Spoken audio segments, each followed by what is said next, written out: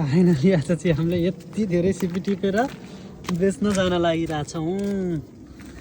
अब यो चाहिँ लगेर बेच्ने हो। सिपी माना माना ल सिपी समाउन हिँडेको अवस्था हामी चाहिँ गएको। सन्तो माना माछाहरू सन्नै पाइने रहेछ, सानो सानो बोरा माछाहरू यस्तरी खेलिरहेछ।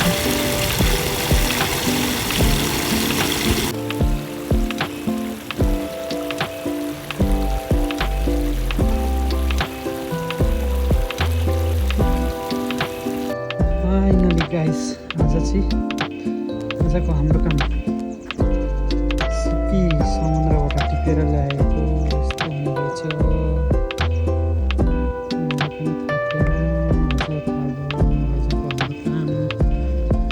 सिपी टिपेर ल्याइयो।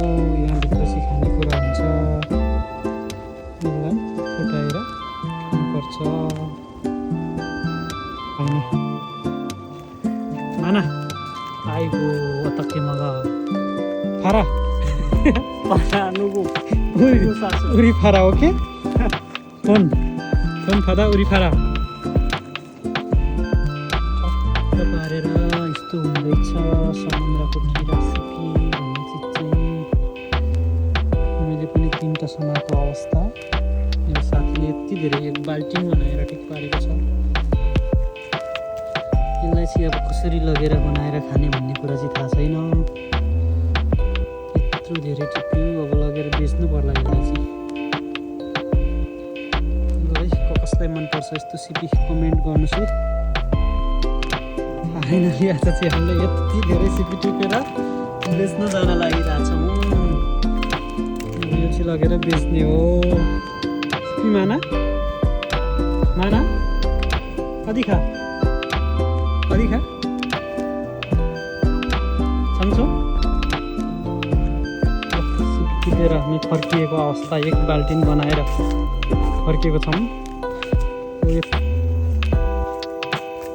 हुने रहेछ सिपी भन्ने चिज, समुद्रमा पाइने किरा।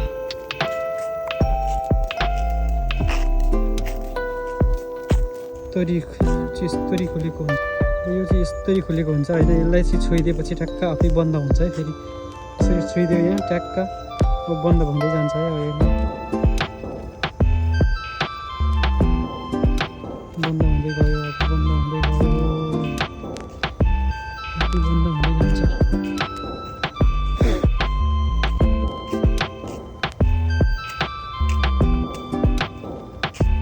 बन्द भएको अवस्था।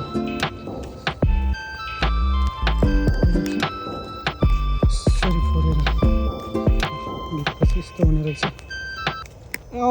टोक्ने रहेछ भाइ।